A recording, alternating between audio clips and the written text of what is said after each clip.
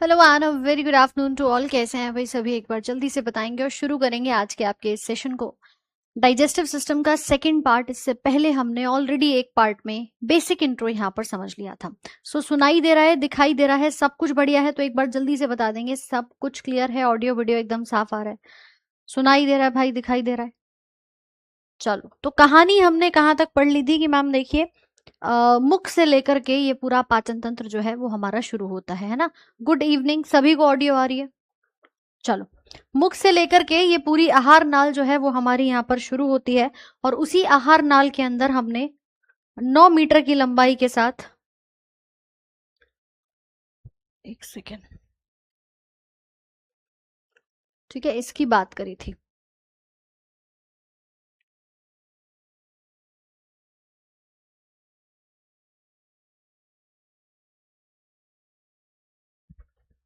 चलिए, यहां तक हम पढ़ चुके थे कि मुख के अंदर क्या क्या चीजें होती हैं। इसमें कोई दिक्कत? गुड आफ्टरनून, आ गए हो सभी? राधे राधे भाई सभी को, हर हर महादेव। आज की क्लास कैंसिल हुआ है? क्यों कैंसिल होगी क्लास? क्लास तो लाइव है, 1 बजे से क्लास आपकी चलती है और क्लास आपकी लाइव है, ठीक है भाई? चलो चलो चलो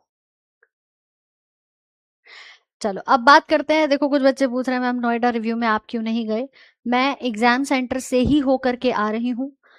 आपके आरआरबी ग्रुप डी का अगर आप में से भी कोई आगे एग्जाम देने जा रहा है, तो आज का जो पेपर पहला दिन पहली शिफ्ट में हुआ था, उसमें जो बच्चों से हमें पूछने को मिला, जानने को मिला, पेपर बहुत आसान था, मॉडरेट टू इजी मैं उसको कह सकती हूँ। उस पेपर के अंदर अगर हम देखें तो पीवाईक्यू बेस्ड नए सवाल तो भूल गए हैं ये बनाना, है ना। पिछला जो आपका एग्जाम हुआ था बिल्कुल उसी आधारित 2024 पर आधारित, इवन उससे हम कहेंगे कि थोड़ा सा और सेम सिमिलर लेवल और आसान लेवल आज का पहली शिफ्ट में तो देखो देखने को मिला है। ठीक है, तो सुबह पहली जो आप लोगों की शिफ्ट थी, जान करके आए, बच्चों से मिलकर आए, बहुत अच्छा लगा। बाकी पेपर का लेवल आसान था। विज्ञान भी पूरी आपकी ग्रंथि है, सेल है, टिश्यू है, जो पैटर्न बताया था उसी पर आधारित सवाल आए हैं। ठीक है भाई, तो पहला शिफ्ट हम देखाए, बच्चों से मिलाए, बात कराए, आगे क्लास आपकी करेंगे। और शाम को ओवरऑल तीनों शिफ्ट का जो रिव्यू रहेगा वो मैं आपके लिए 7 बजे आपके यूट्यूब पर करा दूंगी कि उसमें क्या क्या मोस्ट एक्सपेक्टेड सवाल है। ठीक है, कल वाली पीडीएफ जा चुकी है, एक बार चेक कर लेना। ओके, कोई दिक्कत समस्या तो नहीं? अब मुझे बताओ, हमने शुरुआत करी थी इस चैप्टर की, कोई दिक्कत पहले पार्ट के अंदर? फटाफट से बताएंगे।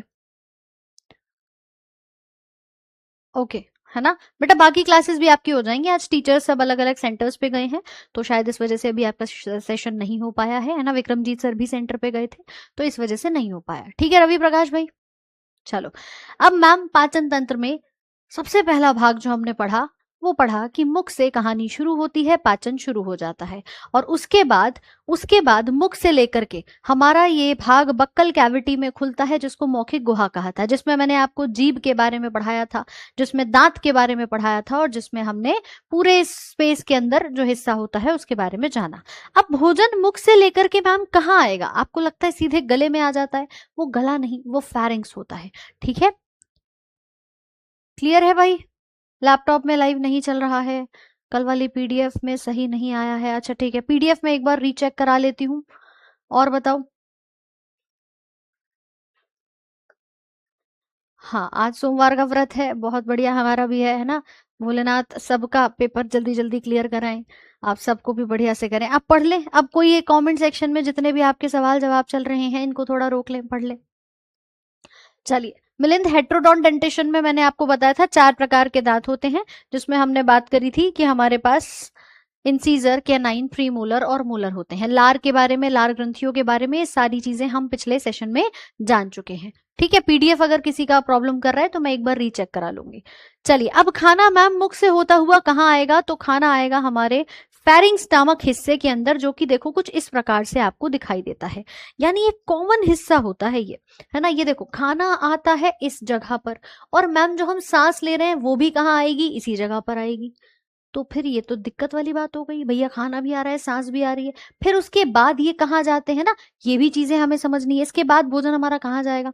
तो यहाँ पर अगर आप ध्यान दोगे तो यहाँ से हमारे पास दो नलिकाएं नीचे की ओर निकलती हैं, एक खाने की नली और एक होती है श्वास की नली। ये दिख रहा है मैम, ये आ रहा है खाना, ऊपर से नाक से हम सांस ले रहे हैं, वो भी यहीं आ रही है, यानी ये कॉमन एरिया है। इस हिस्से के बारे में हम पढ़ रहे हैं, इसको कहते हैं फेरिंग्स।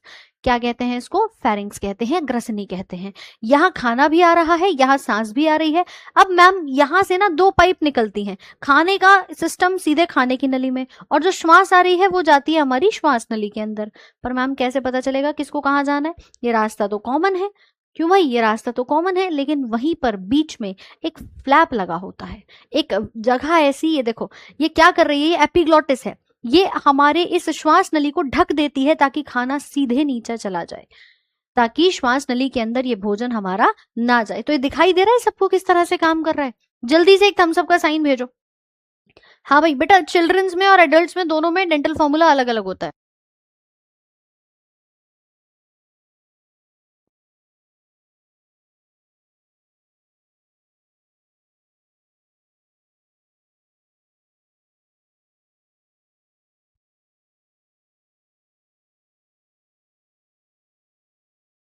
दिख रहा है भाई कैसे जा रहा है? तो जब भोजन हमारा अंदर जाता है तो कहते हैं ना, बात करते हुए खाना मत खाया करो, बतिया रहे हो और भोजन कर रहे हो, क्या पता मैम वो खाना श्वास नली में चला जाए। ये जो ढक्कन सा एक लगा है, फ्लैप जिसको हम कहते हैं, ये बिल्कुल ढक देता है किसको? हमारी विंड पाइप को, जिसको श्वास की नली कहा जाता है। तो एक कॉमन हिस्सा जो मैम पाचन वाले सिस्टम में भी आएगा, और जब मैं श्वसन पढ़ूंगी तो उसमें भी आएगा, उसको हम क्या कहते हैं?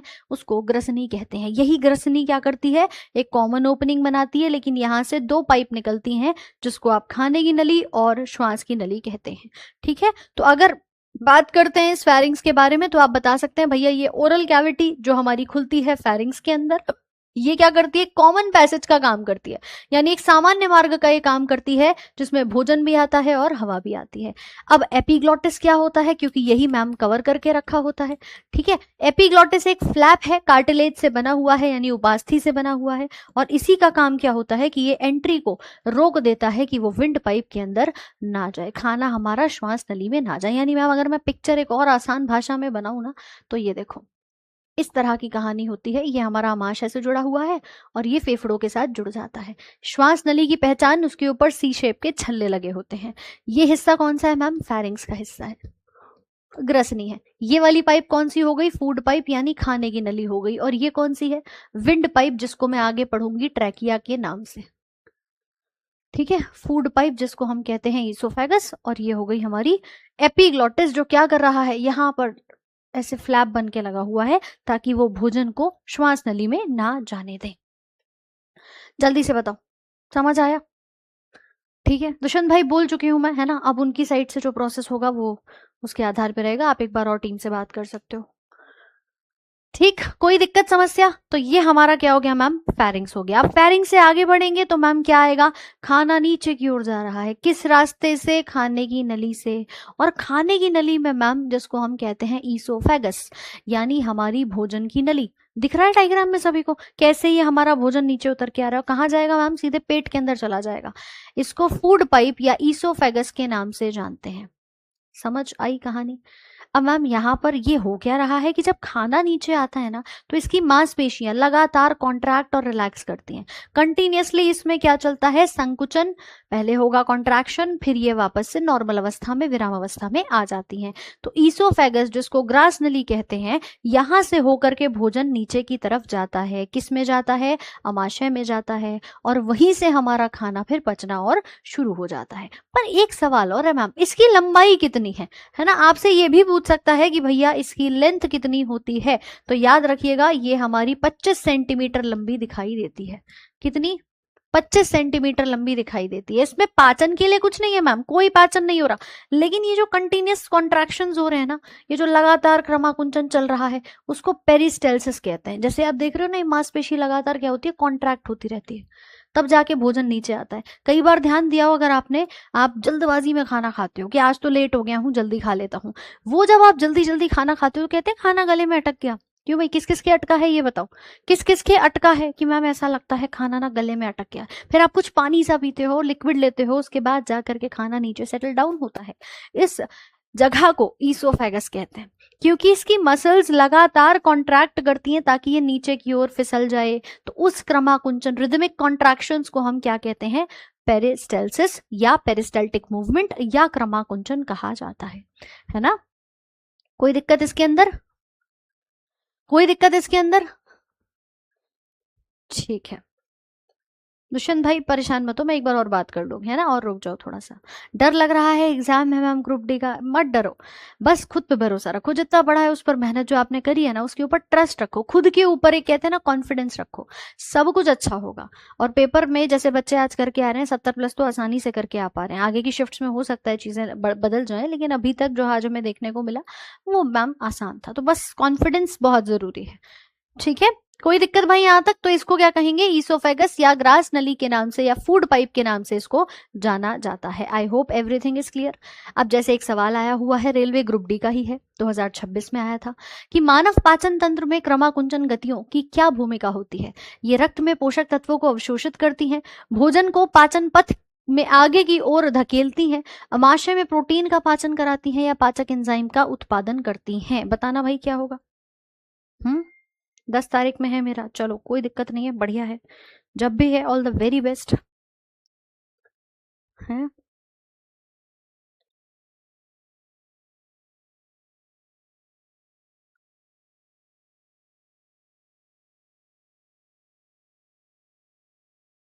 चलो क्लियर है सबको। ऑप्शन नंबर क्या दे रहे हैं, बी, यानी भोजन को क्या करेगा, पाचन के पथ में धकेलने का काम करता है ना।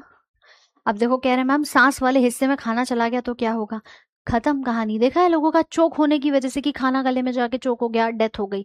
ये प्रॉब्लम आती है मैम अगर हमारा खाना विंड पाइप में यानी श्वास नली में चला गया तो। एक केस तो ऐसा भी आया था कि एक बच्चा था, बच्चा भी क्या था मतलब 16-17 साल का आप कह सकते हो, युवा था, जो कि मटर खा रहा था। अब मटर का दाना छोटा सा ही होता है मैम, लेकिन उसको अंकुरित होने के लिए या मैं कहूँ कि उसको और डेवलप होने के लिए सीड है, क्या चाहिए मैम, नमी चाहिए, वातावरण कुछ इस प्रकार का चाहिए जहां मॉइस्चर अच्छे से मिल जाए। वो मटर का दाना गलती से खाने की नली की जगह श्वास नली में चला गया। सोच रहे हो क्या हुआ होगा? हाँ भाई आपको क्या लगता है बताओ जरा, जल्दी से बताओ एक बार, क्या लगता है मैम क्या हुआ होगा? क्या उसकी वहीं डेथ हो गई होगी?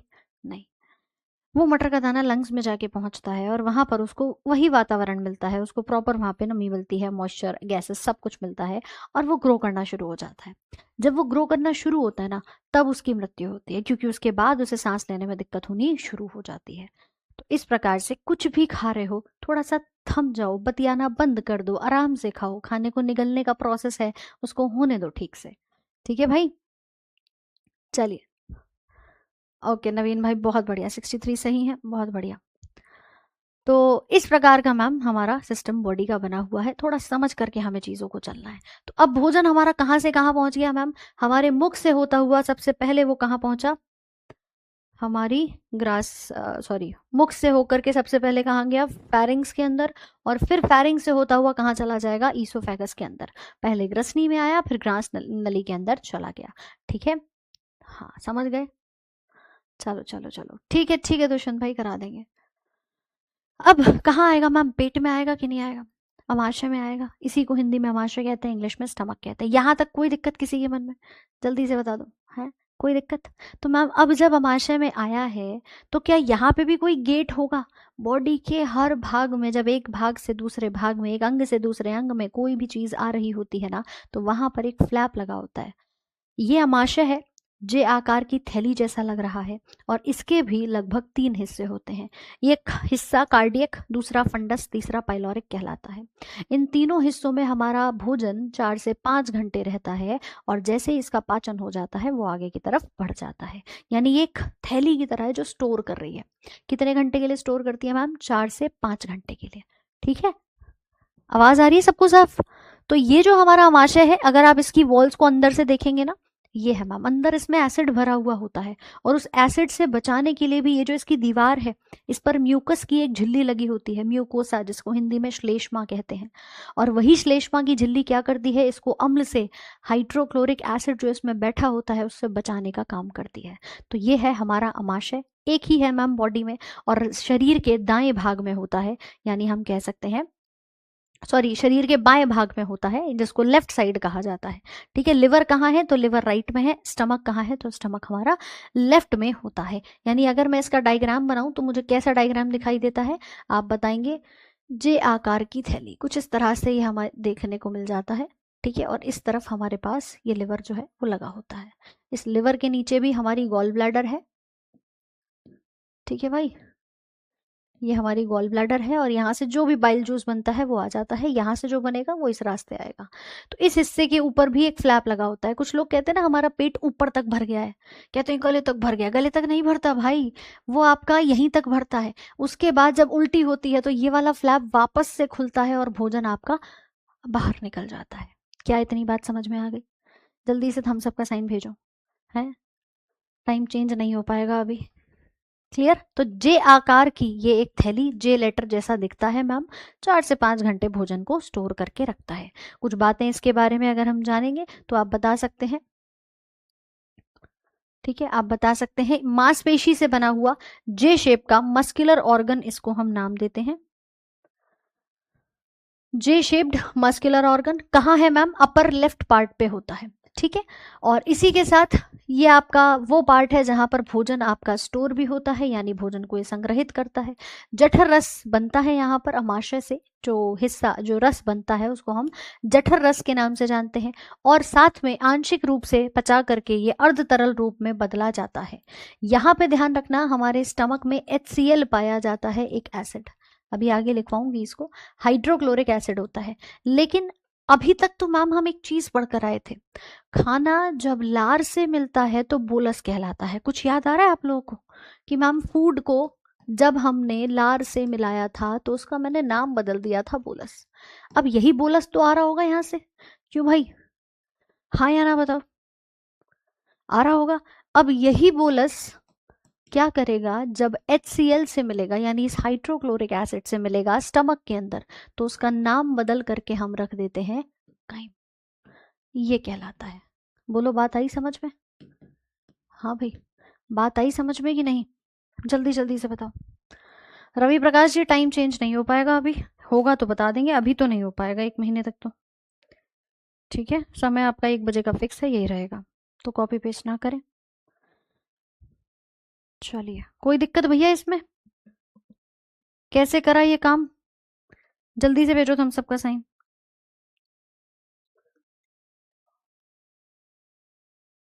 हाँ भाई, फटाफट से भेजो।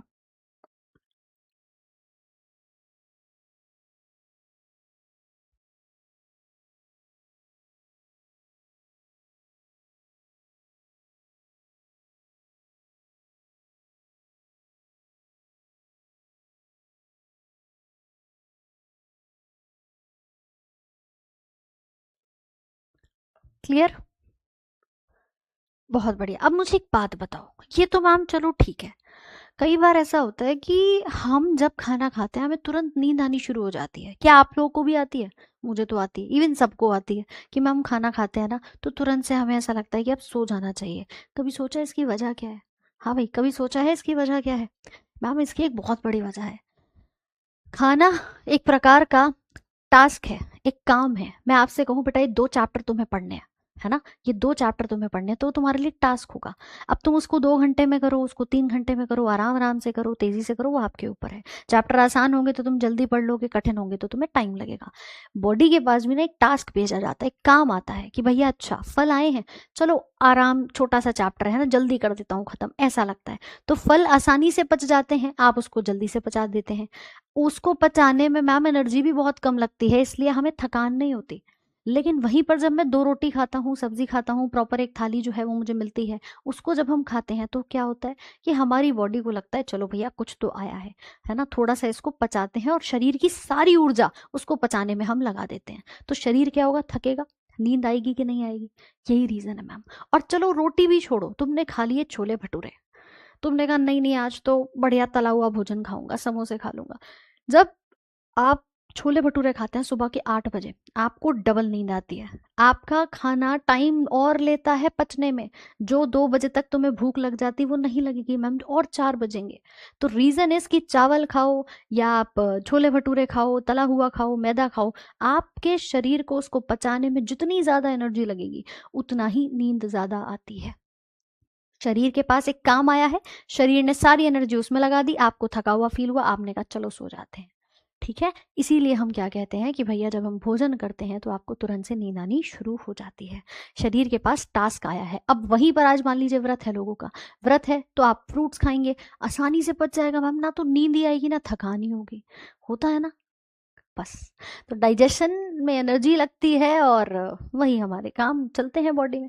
सो stomach is a J shaped organ, upper left part पे है, 1 से 1.5 लीटर इसके अंदर कैपेसिटी रहती है। इसके अंदर भोजन हमारे जठर रस से मिल जाता है। अब आ जाओ कुछ और इंपॉर्टेंट बातों को जान लेते हैं, है ना। काम तो हमने इसके पढ़ ही लिए। अब एक बात और यहाँ पर करेंगे कि भैया देखो यहाँ होता है प्रोटीन का पाचन शुरू, और उसके लिए हमारे पास, जैसे हम बहुत सारे अभी तक शब्द पढ़े हैं ना, कि हमारे बॉडी के अंदर स्टमक से रिलेटेड जब बात आएगी तो गैस्ट्रो वर्ड आता है। ठीक है, स्टमक के स्टडी को मैं गैस्ट्रोलॉजी कह सकती हूँ, स्टमक के डॉक्टर को मैं गैस्ट्रोलॉजिस्ट कह सकती हूँ। और यहाँ पे जो ग्रंथियां पाई गई हैं उनको गैस्ट्रिक ग्लैंड्स कहा जाता है, जठर ग्रंथियां इनको हम कहते हैं। कोई दिक्कत इसमें? जल्दी से बताओ, कोई दिक्कत भाई? क्या कहते हैं? जठर ग्रंथि कहते हैं। हम्म, हाँ। तो ये जो मैम जठर ग्रंथि होती है ना, इसमें बहुत सारे सेल्स होते हैं। तो याद रखिएगा, mucosa of stomach have gastric glands, जिसमें 3 प्रकार की कोशिकाएं हैं। सबसे पहले तो आपको यही हमने बताया कि भैया ये हमारा आमाशय है, तो इसके अंदर की तरफ हाइड्रोक्लोरिक एसिड यानी HCl से बचाने के लिए एक परत लगी होगी, और उस परत को हम क्या कहते हैं? म्यूकोसा की परत कहते हैं। इसका नाम ध्यान रखना, क्योंकि यही लेयर हमें किससे बचाती है? हमें एसिड से बचाती है, वरना तो पेट की लेयर जल जाएगी, है ना। किससे बचा रही है? एसिड से बचाती है। इसको हम कहते हैं श्लेष्मा की झिल्ली। पेट में चूहे दौड़े कि मैम आज कुछ नहीं खाया ना, सुबह से आज उपवास रखा हुआ हूँ, तो पेट में ना चूहे दौड़ रहे हैं, वो चूहे नहीं होते, वो खाली पेट जब आपका होता है उस समय पर, सुन लो भाई बात को, ये सारा नोट्स में लिखना है, जो इंपॉर्टेंट है वो सब आपको बताया हुआ है ना। हाँ, ठीक है भाई। तो म्यूकोसा क्या करती है ना, जब आपका पेट खाली होता है तो यहाँ पर कुछ ऐसे धागे धागे से बना देती है। आपको लगता है चूहे हैं, लेकिन इनको हम क्या कहते हैं? रियुगे कहते हैं। क्या कहते हैं? रियुगे कहते हैं। और जैसे ही खाना आता है ना, ये रियुगे गायब हो जाते हैं। जैसे ही खाना आता है ये रियुगे गायब हो जाते हैं। आ रही है बात समझ में? कार्डियक, फंडस, पाइलोरिक, 3 हिस्से हैं। पाइलोरिक एसिड क्या होता है? तो भैया पाइलोरिक वर्ड जो हम दे रहे हैं ना इस हिस्से के लिए कहते हैं, ये पाइलोरिक वाला हिस्सा है, ये कार्डियक है, ये फंडस है। तो ऐसे 3 हिस्से हैं। एसिड यहाँ पर HCl होता है, उसको पाइलोरिक एसिड कह देते हैं, है ना। वैसे हाइड्रोक्लोरिक एसिड यहाँ पर पाया जाता है। ठीक है, तो हमारे इस पेट में चूहे के नाम जो तुम दे रहे हो, उन्होंने साइंस नहीं पढ़ी है। पेट में चूहे नहीं होते मैम, रियुगे होते हैं। वो किससे बनते हैं? म्यूकोसा से बनते हैं। और जैसे ही आपने खाना खा लिया ये गायब हो जाएंगे, है ना। फिर तो नहीं दौड़ते ना चूहे। बस, तो ध्यान रखोगे? कोई दिक्कत समस्या? जल्दी से बताओ। हाँ जी, कोई दिक्कत समस्या? ठीक है मैम, यही म्यूकोसा की परत चूहे तो बना ही रही थी, रियुगे बना रही थी जिसको हमने कहा, लेकिन ये 3 प्रकार की कोशिकाएं और बनाती है। सबसे पहला जिसको हम कहते हैं म्यूकस नेक सेल यानी श्लेष्मा की ग्रीवा कोशिकाएं। नाम से समझ में आ रहा है ना, नाम से समझ में आ रहा है कि मैम म्यूकस नेक सेल है तो क्या बनाएगा भाई? म्यूकस ही बनाएगा, श्लेष्मा को बनाएगा। ठीक है मैम, श्लेष्मा क्या करती है? हमारे एसिड से पेट की दीवार को बचाती है ताकि ये खराब ना हो जाए। उसके बाद दूसरी कोशिकाएं आती हैं जिसको पेप्टिक या चीफ सेल या मुख्य कोशिकाएं कहा जाता है। ये कुछ ऐसे एंजाइम बनाती हैं जो इनएक्टिव हैं पर उनको एक्टिव किया जाता है। ठीक है, इनका काम है प्रो एंजाइम पेप्सिनोजन को बनाना। आपने कहा मैम प्रो एंजाइम क्या है? प्रो एंजाइम जो अभी एक्टिव नहीं है पेप्सिनोजन को बनाती है, और बाद में यही आपके पेप्सिन में बदलता है जो प्रोटीन को पचाता है। तो एक तरीके से एक प्रो एंजाइम का बनाने का काम करती है ना। कई बार बच्चे ये भी पूछते हैं कि मैम एक बात बताओ, हमारे पेट में HCl की जरूरत क्या पड़ गई थी? है भाई, हमारे पेट में तुम्हें लगता नहीं कभी कि मैम HCl ये जो हम लेके चल रहे हैं इतना हाईली स्ट्रॉन्ग एसिड है, जिसका pH मान 1 से लेकर के 2 तक है, इसकी क्या आवश्यकता पड़ गई थी भाई? कुछ तो जरूरत पड़ी होगी। पड़ी थी मैम। अगर ये HCl नहीं होगा अभी जिस इनएक्टिव एंजाइम की मैंने बात करी ना, पेप्सिनोजन, इस पेप्सिनोजन को ये जाकर के एक्टिवेट करता है। ठीक है, इसने क्या करा, इसको एक्टिव कर दिया, और एक्टिव करेगा तो क्या बनेगा, पेप्सिन नाम का एंजाइम बनता है। और इस पेप्सिन का काम क्या है कि मैम यही प्रोटीन को छोटे छोटे टुकड़ों में पेप्टोन्स के अंदर तोड़ता है। अधूरा पाचन होता है ये, लेकिन हाँ शुरुआत तो यहीं से होती है मैम। ठीक है, तो ये पेप्सिन क्या करेगा, प्रोटीन को पेप्टोन्स में तोड़ देगा। तो अगर ये HCl नहीं होगा, ध्यान दो भैया इधर, अगर मान लो ये HCl नहीं है तो क्या ये एक्टिव हो पाएगा पेप्सिनोजन, होगा क्या मैम, नहीं होगा। क्या ये पेप्सिन बनेगा, नहीं बनेगा। क्या प्रोटीन का पाचन होगा, नहीं होगा। समझ गए बात को। इसीलिए हर चीज की आवश्यकता है बॉडी में, कुछ भी उल जुलूल नहीं है मैम की ऐसे उठा के रख दिया, है ना। समझ गए। सबको लग रहा है मैम मेरे कमेंट आ रहे हैं, नहीं आ रहे, सबके कमेंट्स आ रहे हैं, है ना। अभी जब हम एप्लीकेशन पे पढ़ रहे होते हैं तो बेटा ध्यान बैचेस में आपके पढ़ाई पर ज़्यादा होता है, तो इन सारी बातों को लास्ट के 10 मिनट में कर लिया करो। फिर तुम कहते हो मैम कमेंट हमारा इग्नोर कर दिया। मैं एक्चुअली चाहती हूँ कि आप सबके पास बेस्ट कंटेंट पहुंचे। इन सारी बातों को हम बाद में भी कर सकते हैं, बहुत समय है। बीच टॉपिक में उठाओगे है, कुछ फायदा नहीं है, आपका भी नुकसान हमारा भी, कि भाई पढ़ा ही नहीं पा रहे हो ठीक से। ठीक है, समझ गए कहानी। तो भैया ये HCl पेप्सिनोजन को एक्टिव करता है और साथ में पेप्सिन एंजाइम बनाता है, वही आगे जाकर के पाचन कराएगा। तो अगर सवाल आ जाए कि ये जो पेप्सिनोजन है, ये जो पेप्टिक सेल्स हमारे बना रहे हैं, इसका कार्य क्या होता है, तो आप बता सकते हैं कि भैया ये अभी के लिए तो क्या कर रहा है, इस एंजाइम को बनाता है, बाद में यही आपके पेप्सिन में बदल के प्रोटीन को तोड़ता है। तीसरी कोशिकाएं पैराइटल या ऑक्जेंटिक कहलाती हैं। ये हाइड्रोक्लोरिक एसिड बनाती हैं, साथ में कारक बनाती है जिसको इंट्रिंसिक कारक कहते हैं। और ये हमारे बॉडी में जो आंतरिक कारक होता है ना, ये विटामिन B12 को अवशोषित करने में मदद करता है। तो इसका मुख्य काम ही यही है। हाइड्रोक्लोरिक एसिड तो पेट में एसिड जर्म्स को मारेगा, कीटाणुओं को मारेगा, साथ साथ में आपके पेप्सिन को कन्वर्ट कराएगा, पेप्सिनोजन से पेप्सिन बनाएगा। और ये आंतरिक कारक B12 को, जो हम कहते हैं ना बहुत कम वेजिटेरियन डाइट में मिलता है, उसको अवशोषित कराने का काम करता है। ठीक है, समझ गए। बादल, पढ़ने पर ध्यान दे लो। क्लियर। हाँ, तो खाना खाने के बाद इसीलिए नींद आती है क्योंकि शरीर को दे दिया तुमने एक टास्क, शरीर ने सारी एनर्जी उसमें लगा दी, आपकी एनर्जी ड्रेन हो गई। अब जैसे जैसे खाना आपका पच रहा होता है, अगले 2-3 घंटे आपको नींद आती है, तो बॉडी मांगती है रेस्ट की, चलो 10-15 मिनट का नैप ले लिया जाए। ठीक है, चलिए, तो इस प्रकार से हमारे बॉडी में ये बने हैं। अब पाचन किस किस का होता है, तो 2 रिएक्शंस ध्यान रखना। अमाशय के अंदर जो मुख्य पाचन होता है, 2 एंजाइम मुख्य तौर पे काम करते हैं। एक आता है यहां पर पेप्सिन और दूसरा आता है रेनिन।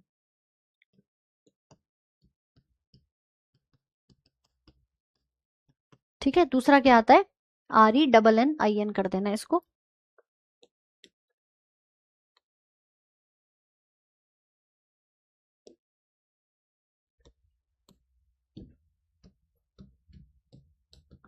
ठीक, कैसे कैसे काम करते हैं मैम, एक रिएक्शन ये ध्यान रखना कि आपके शरीर में जितने भी प्रोटीन्स हैं, जब पेप्सिन उनसे मिलेगा तो वो क्या करेगा, पेप्टोन्स और पेप्टाइड्स या प्रोटियोज में तोड़ देगा। तो 2 रिएक्शन हमें ध्यान रख करके चलनी है। सबसे पहली कि मैम जैसे ही हम प्रोटीन्स की बात करेंगे, ठीक है, प्रोटीन की बात करेंगे, प्रोटीन को जैसे ही पेप्सिन मिलेगा, ये क्या करेगा, पेप्टोन्स में तोड़ देता है। अभी प्रोटीन पूरा नहीं पचा है, लेकिन हाँ मैम आधा डाइजेशन हो गया है। सो पहली रिएक्शन क्या है, प्रोटीन को पेप्सिन के द्वारा पेप्टोन्स में, प्रोटियोज में तोड़ देना। ठीक है, ठीक है भाई, समझ में आ गया। दूसरा, बच्चा दूध पीता है, उस दूध के अंदर प्रोटीन होते हैं जिसको हम डेयरी प्रोटीन कह सकते हैं, मिल्क प्रोटीन कह सकते हैं। उस दूध के प्रोटीन का नाम होता है कैसीन। उसको तोड़ने में सिर्फ बच्चों के अंदर ये अगला एंजाइम पाया जाता है जिसको हम रेनिन कहते हैं। रेनिन का काम है कि मैम ये दूध में जो प्रोटीन है उसको रेनिन तोड़ता है और किस में बदल देता है, इसके छोटे भाग में बदल देता है। दूध में प्रोटीन कैसीन नाम का होता है। ओके, समझ गए भाई। तो दूसरी रिएक्शन क्या बनेगी कि मैम जो हमारे पास डेयरी प्रोटीन है, दुग्ध प्रोटीन, दूध में प्रोटीन जिसको हम कहते हैं, है ना, ये रेनिन नाम के एंजाइम के द्वारा किस में टूटता है, तो आप बोलेंगे हमारे छोटे छोटे भागों में, कैसीन आदि में टूट जाता है। ठीक है, सो दुग्ध प्रोटीन किससे टूट रहा है, रेनिन से, कैसीन में टूट रहा है। ठीक है, याद रखिएगा। आप ये भी कह सकते हैं यहाँ पर कि मैम और छोटा भाग इसका यहाँ पर बन जाता है, तो इसको हम पैरा कैसीन या और छोटे छोटे भागों में यहाँ पर तोड़ लेते हैं। ठीक है, पैरा कैसीन जैसे भागों में, क्योंकि कैसीन तो दूध के अंदर है ही है मैम, है ना। पर ये सिर्फ और सिर्फ बच्चों में होगा, ये केवल कहाँ होगा, ओनली इन इन्फेंट। अगर पूछा जाए कि क्या ये एडल्ट्स के अंदर है, नहीं भाई, सिर्फ और सिर्फ कहाँ है, बच्चों में पाया जाता है। वेरी वेरी इंपॉर्टेंट, केवल किस में है, बच्चों के अंदर पाया जाता है। दूध का प्रोटीन क्या है, कैसीन प्रोटीन कहा जाता है। पेप्टोन्स और प्रोटियोज एक छोटी इकाई आप कह सकते हो, यही आगे जाके डाइपेप्टाइड्स में और आगे जाकर अमीनो एसिड में टूट जाएंगे। पिछले चैप्टर में प्रोटीन में पढ़ाया था कि मैम प्रोटीन की छोटी इकाई क्या होती है, प्रोटीन किससे मिलकर के बनते हैं, तो आपने कहा था मैम हमारे पास जितने भी अमीनो एसिड्स हैं वो लंबी लंबी चेन बनाते हैं, पेप्टाइड का बंधन बनाते हैं, और वही आगे जाके प्रोटीन कहलाता है। इतना याद आ रहा है कि नहीं, फटाफट से बताओ। आरपीएफ एसआई में साइंस आती है, कांस्टेबल में भी आती है, रेलवे के सभी एग्जाम्स में आती है। ठीक है, संजीत कुणाल सब क्लियर भाई। मैम आज पेट में रियुगे बन रहे हैं, कोई बात नहीं, कुछ खाओगे तो चीजें और आपकी ठीक हो जाएंगी, है ना, ये रियुगे शांत हो जाएंगे।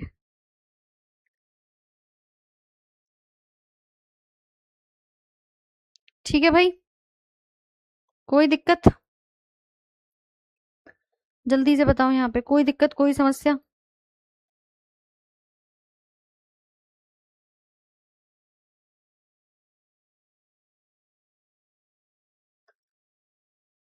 चलो, तो ये हमने प्रोटीन का पाचन अमाशय के अंदर पढ़ा। दो क्रियाएं होती हैं, ये कोशिकाएं बनती हैं मैम, ये हमारे मुख्य तौर से काम करते हैं, ये इसकी पूरी समरी है। HCl किससे बनेगा, पैराइटल कोशिकाओं से बनेगा, है ना। पेप्सिन किससे बना, चीफ सेल से बना। प्रेनिन किससे बना, चीफ कोशिकाओं से बना। म्यूकस किससे बना था, गोबलेट सेल से बना था, या म्यूकस नेक सेल भी कह सकते हैं ना, इसी को हम श्लेष्मा की कोशिकाएं भी कहते हैं। यूजुअली नाम कंफ्यूज हो जाते हैं, इसी को हम म्यूकस नेक सेल भी कहते हैं। और इंट्रिंसिक फैक्टर किससे बना था, पैराइटल से, जिससे हमारा HCl बन रहा था। तो ये समरी आपको यहाँ पर मिल जाता है। ठीक है भाई, चलो अब अमाशय से होते हुए मैम ये हिस्सा तो हमने पार कर लिया, भोजन कहाँ जाएगा, नीचे की तरफ जाएगा, किस में जाएगा, छोटी आंत में जाएगा, है ना। उससे पहले एक सवाल लगा दो कि जठर रस में कौन सा एंजाइम पाया जाता है। उससे पहले एक सुंदर सा सवाल लगा देंगे कि जठर रस में कौन सा एंजाइम पाया जाता है।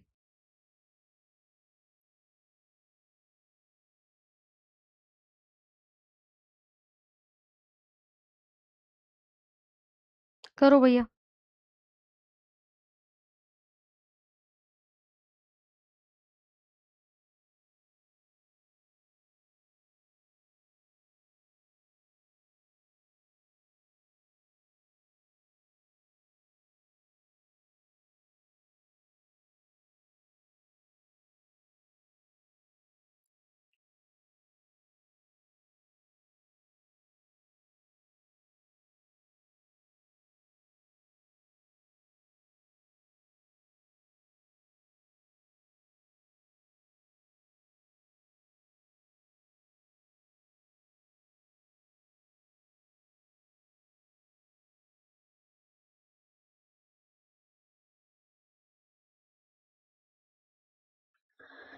बहुत अच्छे, कौन सा एंजाइम पाया जाता है, तो ये अमाइलेज लगा रहे हैं और इनको नोबेल पुरस्कार मिलना चाहिए है। पेप्सिन होता है कि नहीं होता, अमाइलेज लगा रहे हो, कहाँ से लगा रहे हो, अमाइलेज पाया गया था मैम हमारे लार में, सलाइवा में।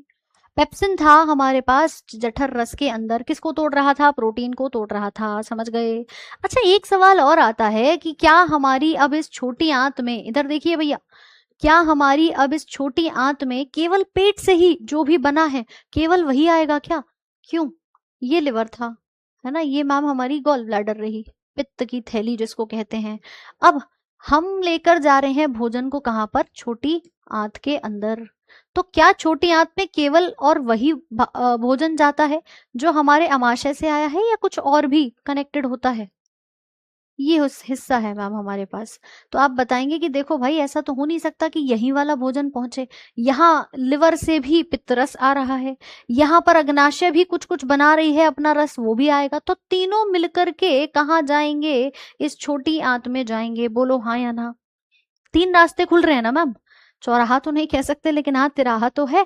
इस रास्ते से होकर के जो भी आएगा वो सब मिलकर के कहाँ चले जाते हैं, छोटी आंत में चले जाते हैं। दिख भी रहा है मैम, लिवर से भी आ रहा है, पेट से भी आ रहा है, अग्नाशय से भी आ रहा है ना। मुंह से तो आ ही रहा था मैम, पेट में पहुंच ही चुका है ना। तो अब ये भोजन कहाँ जाएगा, छोटी आंत के अंदर जाएगा, लेकिन इसको कौन मिलेगा रास्ते में, अग्नाशय का रस भी, और इधर साइड से आपको लिवर का रस भी। ठीक है, तो अब छोटी आंत की अगर मैं बात करती हूँ, इसको देखो इस तरह से बहुत कुंडलित अवस्था में है मैम। पूरी आहार नाल अगर मेरी 9 मीटर लंबी थी, 30 से 32 फीट लंबी थी, तो उसमें से 9 मीटर में से लगभग 6.25 मीटर तो यही लेके बैठा है। कुंडलित अवस्था में, कॉइल है, बहुत ज्यादा कॉइल्ड कंडीशन में है, देख रहे हो ना कितनी ज्यादा कुंडली बनी हुई है। तो यहां से भोजन उतरा कहाँ गया मैम, इस छोटी आंत में चला गया। पूरे आहार नाल का सबसे लंबा पार्ट है, सबसे लंबा भाग है, 6 से 7 मीटर लगभग लंबी होती है, और यहाँ पाचन खत्म हो जाता है। प्रोटीन का, फैट का, कार्ब्स का, सबका पाचन जो हम कहते हैं ना, खत्म हो जाता है। फिर आप बोलोगे जी बड़ी आंत में क्या जाएगा, बड़ी आंत में तो भैया जो भी आपका मल होगा, पानी है, उसका एब्जॉर्प्शन होता है। ठीक है, बात करूं यहां पर क्या क्या चीजें आ रही हैं, तो लिवर यानी यकृत और अग्नाशय से निकलने वाले स्त्राव को भी यही प्राप्त करता है। कौन, हमारा छोटी आंत वाला हिस्सा। बाइल जूस आता है लिवर से और पेनक्रियाटिक जूस आता है पेनक्रियास से। कोई दिक्कत इसके अंदर, जल्दी से बताओ मुझे, कोई समस्या इसके अंदर लग रही है कि मैम छोटी आंत क्या होती है? डायग्राम में दिख रहा होगा सुंदर सा कि मैम छोटी आंत क्या है, जल्दी से बताओ, कोई समस्या? क्लास पूरी होगी 1 बजे से 2:30 बजे तक। अच्छा, कलर का इसका सेट कराते हैं ना, ये लाइट कलर्स जो हैं वो कल से आपकी पीपीटी में नहीं लगाएंगे ताकि आपको साफ ही दिखाई दे। हाँ जी, तो ये है मैम छोटी आंत। अब सवाल ये है मेरा कि मैम ये जो इतनी ज्यादा कॉइल्ड कंडीशन में है, ये कैसे है, किसने करा इसको इतना ज्यादा कॉइल? ये जो म्यूकस था ना, जो यहाँ पे अंदर की तरफ बैठा हुआ था, याद है वो म्यूकस जो यहाँ पर चूहे बना रहा था, जिसको मैंने रियूगे कहा था, जो हमें HCl से बचा रहा था, वही म्यूकस यहाँ पर आता है और ये लंबी सी बड़ी, ये जो छोटी आंत है आपकी, इसको इस तरह से कॉइल कर देता है, और इन हिस्सों को हम कहते हैं विली। तो ये विली भी किससे बनते हैं? हाँ भाई, ये जो उंगलीनुमा आकृति दिख रही है ना आपको, इस तरह से मुड़ी मुड़ी हुई सी, इनको हम विली कहते हैं। और ये विली किससे बनते हैं? बाय म्यूकोसा, यानी वही म्यूकोसा जो अमाशय में चूहे या रियुगे बना रहा था, जैसे ही वो आंतों में आता है क्या बनाता है, विली बनाने का काम करता है। हैं, समझ आ रही है कहानी? जल्दी से बताओ, फटाफट से बताओ भाई।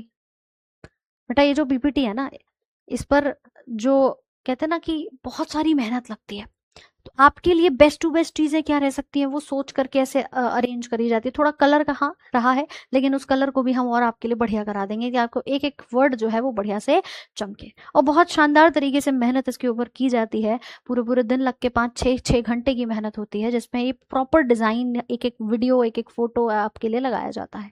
ठीक है, चलो, तो इसको क्या कहते हैं, छोटी आंत कहते हैं। और ये देख सकते हो, ये हमारा लिवर है, ये पीछे पत्ती सी आकृति अग्नाशय यानी पेनक्रियाज है, और मैम ये हमारा नीचे की तरफ फिर छोटी आंत से जुड़ जाता है। ठीक है, यही हिस्सा हमारे अग्नाशय और यकृत का देखने को मिलता है ना। 6 से 7 फीट लंबी आप इसको 6 से 7 मीटर लंबी आप इसको यहाँ पर कह सकते हैं। ठीक है, इस छोटी आंत के 3 भाग हमने बांटे। 3 भाग कौन कौन से हैं मैम? पहला ड्यूडेनम, दूसरा जिजोनम, तीसरा इलियम। मैं इसको आप एक बार दिखा भी देती हूँ, एक सेकेंड। ठीक है, इसको देखो भाई, ये दिख रहा है, पहला हिस्सा छोटा सा होता है, ड्यूडेनम का कहा जाता है। फिर आता है मैम एक मोटा हिस्सा जिसको जिजोनम कहते हैं, और आखिरी जो लंबा हिस्सा होता है इसको हम क्या कहते हैं, इलियम वाला हिस्सा कहते हैं। तो अगर मुझे याद करना हो छोटी आंत के कितने भाग होते हैं, तो याद रखिएगा कि भैया इसके 3 भाग हैं, ड्यूडेनम, जिजोनम और इलियम के नाम से। याद कैसे कैसे करोगे, ट्रिक क्या है इसकी कि मैम डी जे पर आई, डी जे पर आई, कौन आई भैया? ये था छोटा हिस्सा, तो एक छोटा मोटा लंबा है ना, छोटी मोटी लंबी कुछ भी याद कर सकते हो। बोलो याद हो जाएगा कि नहीं कि मैम डी जे पर आई, छोटी मोटी लंबी। ये हिस्सा छोटा सा था, इतना सा दिख रहा है ना, ये थोड़ा मिडिल पार्ट होता है और मेन यहीं पर आपके सारा एब्जॉर्प्शन होता है, मोटा होता है। और ये आपका आखिरी भाग है जो लगभग सबसे लंबा हमें देखने को मिल जाता है। जल्दी से बताओ, है मजा आ रहा है समझने में कि मैम डीजे पर आई कौन सा भाग है ये? छोटा मोटा और लंबा हिस्सा होता है ना। यही पित्त गरस आ गया, यही अग्नाशय गरस आ गया, ये इसके स्ट्रक्चर कहलाते हैं विली, जहां पर सारा भोजन पच तो गया ही है ना मैम, डाइजेशन कंप्लीट हो गया, यहां पर एब्जॉर्प्शन भी हो जाता है। 90% एब्जॉर्प्शन, कितना? 90% अवशोषण कराने वाला भाग यही है। 90% तक भोजन का अवशोषण कहाँ हो जाता है? हमारे इस छोटी आंत में, इन्हीं विली के रास्ते से हो जाता है, इसीलिए इसको एब्जॉर्प्शन पावर हाउस भी कह देते हैं। हाँ जी, समझ आई कहानी? डीजे पर आई है, याद हो जाएगा मैम, अब नहीं भूलूंगा। ये छोटा भाग है, ये मोटा है, और ये लंबा भाग होता है। इसी के अंदर लगभग मेजोरिटी एब्जॉर्प्शन जो मैं कह रही हूँ 90% होता है, वो यही होता है। वो तो मैम ये स्ट्रक्चर हमारे बने होते हैं। इसमें देखो आपकी धमनी और शिराएं, ये रक्त की वाहिकाएं बह रही होंगी, और साथ में ये आपके लेक्टियल्स जो फैट के लिए होते हैं वो भी पाए जाते हैं। ये लाइन कई बार पूछी गई है कि भैया विली का काम क्या है, तो बता सकते हो ये हमारे सरफेस एरिया को बढ़ा सकती है, बढ़ाती है, ताकि ज्यादा से ज्यादा पोषक तत्व अवशोषित हो जाए, है ना। ध्यान रखना, विली सतह क्षेत्र को बढ़ाती है, जिससे पोषक तत्वों का अधिकतम अवशोषण यहाँ पर हो जाता है। कोई दिक्कत इसमें? हाँ जी, करणजीत, संजीत, हरी, मिलिंद, सबको समझ में आ रहा है? सबके कमेंट्स आ रहे हैं मेरे पास? बोलो भाई फटाफट से।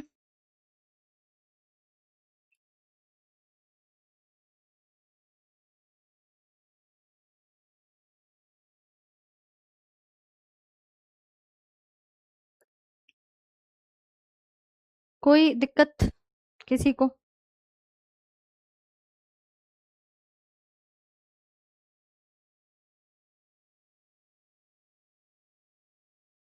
ठीक है, तो ये हो गया हमारा छोटी आंत का भाग। अब एक क्वेश्चन आता है कि जितने भी शाकाहारी जानवर होते हैं ना, अगर मैं उनको मांसाहारी जानवरों से कंपेयर करूं, तो भैया इनकी छोटी आंत लंबी होती है और मांसाहार वालों की छोटी होती है। जितने भी कार्निवोरस होते हैं उनकी आंत छोटी होती है, कोई तो वजह होगी, है कोई तो रीजन होगा। ये जितने भी शाकाहारी दिखते हैं ये घास खाते हैं, है ना, प्लांट्स खाते हैं। अब मैम प्लांट्स में होता है सेल्यूलोज, मैं घास की बात कर रही हूँ, उसमें क्या है? सेल्यूलोज है। याद करो मैंने बताया था पादप की कोशिका भित्ति, प्लांट की सेल वॉल किससे बनी होती है? सेल्यूलोज से बनी होती है। पर सवाल ये है कि भैया उस सेल्यूलोज को जब ये खाते हैं, उसको पचाने के लिए भी तो एंजाइम चाहिए। हमें जो भी हम खा रहे हैं, कार्ब्स है, प्रोटीन है, फैट है, सबके लिए मेरी बॉडी में एंजाइम है। पर मैम मानव के पास सेल्यूलोज को पचाने के लिए कोई एंजाइम नहीं होता, कोई एंजाइम नहीं होता। ये जितने भी कहते हो घास चरने वाले जानवर हैं, इनके पास होता है। और वही सेल्यूलोज को पचाने के लिए इनको जो छोटी आंत होती है वो लंबी चाहिए होती है। ठीक है, तो इसको ध्यान रखना कि इनकी छोटी आंत लंबी होती है, वजह क्या है? क्योंकि इनको सेल्यूलोज का पाचन करना है। वहीं पर अगर मैं देखूं, है ना, वहीं पर अगर मैं देखूं किसी मांसाहार को, भैया कोई भी नॉन वेज, या आप कह सकते हो कि मांसाहारी भोजन कर रहा है, तो इसको पचाने के लिए मुझे ज्यादा लंबी छोटियां नहीं चाहिए, तो इनकी छोटियां छोटी होती है। पर जितने भी शाकाहारी होंगे उनकी छोटियां क्या होती है? लंबी होती है। समझ गए? तो इसको हम क्या कहते हैं? इसी को हम नाम देते हैं कि भैया ये जो हमारे हर्बीवोरस हैं ये सेल्यूलोज खाते हैं, रफेज है, और इसके पाचन में लगता है ज्यादा समय, लंबी छोटी आंत होती है, तो टाइम भी ज्यादा मिल जाता है, सरफेस एरिया भी इसका, सतही क्षेत्र भी इसका बढ़ जाता है, और उसके आधार पे पाचन जल्दी हो जाता है। ये क्वेश्चन डायरेक्टली ऐसे ही पूछा जा चुका है, रीजन बताओ क्यों? Main reason is cellulose. ठीक है, इवन शाकाहारियों के अंदर ना, जो इनकी आहार नाल होती है उसमें एक हिस्सा अलग से भी होता है जिसको कहते हैं र्यूमन। र्यूमन नाम का इनके आहार नाल में, हमारे पास तो सीधे पेट में कनेक्टेड हो रहा है, र्यूमन नाम का एक और हिस्सा इनके पास पाया जाता है, जिसके द्वारा हम इनको र्यूमिनेटिंग एनिमल्स भी कहते हैं। सुना ये नाम? ये क्या करते हैं भैया? घास चर रहे हैं, खा रहे हैं, तो उसको अलग अलग नामों से जाना जाता है। कोई दिक्कत? हाँ भाई फटाफट से बताओ बेटा। विली, हाँ ये जो बनते हैं ना, ये आपके लंबी लंबी आकृति फोल्ड्स होकर के छोटी आंत में बनती हुई नजर आती है। सबको समझ आ गया? आज का पेपर ग्रुप डी का सॉल्व यूट्यूब पर। ये देखो है, पूरा पेपर ही सॉल्व करा दूं। पेपर लिखित वाला, पेन पेपर वाला नहीं आता, ऑनलाइन बच्चे देकर आए हैं, जो उन्होंने रिलेटेबल बताया कि मैम ऐसा ऐसा पूछा गया है, उस पर आधारित सारे सवाल मैं शाम को 7 बजे, इवेंट आपका लग गया है उस पर करा दूंगी, है ना, ताकि आने वाले परीक्षाओं में जितने भी भाई बंधु हैं उन्हें और मदद मिल जाए। चलो, तो रेलवे पूछ प्रॉपर एनसीईआरटी, और एनसीईआरटी में लिखा है, ये सब छोड़ नहीं सकते, सब लिखा है, पेपर में क्वेश्चन भी आते हैं। अभी आएगी जब इसकी आंसर की, तब देखोगे कि मैम कैसे कैसे सुंदर सुंदर सवाल। आउट ऑफ सिलेबस नहीं पूछता, लेकिन पूछता वही है मैम जो किताब में, उसे तो पढ़ के जाना पड़ेगा ना। सवाल है longest part of alimentary canal, technician grade 3 का सवाल है मैम, कठिन है नहीं है। सबसे लंबा भाग कौन सा होता है, क्या कहोगे इसको, हमारी छोटी आंत का भाग होता है, सबसे लंबा भाग होता है, 6 से 7 मीटर लंबी होती है। ठीक है, वो पूछे ईसोफेगस की लंबाई, तो भैया 25 सेंटीमीटर है, बहुत छोटी है। बड़ी आंत कितनी है, तकरीबन 1.5 मीटर है। और वैसे ओवरऑल लंबाई कितनी होती है आहार नाल की, 9 मीटर की होती है। तो मैम सबसे बड़ा पार्ट ये कहलाया जाएगा। आइए, which animal has comparatively longer intestine, ये आपके एएलपी टेक्नीशियन में आया हुआ सवाल है। किस जानवर की आंत तुलनात्मक रूप से लंबी होती है, लोमड़ी, बाघ, डॉग, खरगोश, रैबिट, किस में होगी बताओ। किसकी आंत तुलनात्मक रूप से लंबी होती है, आपके अनुसार किसकी होनी चाहिए। करेंगे सभी आंसर।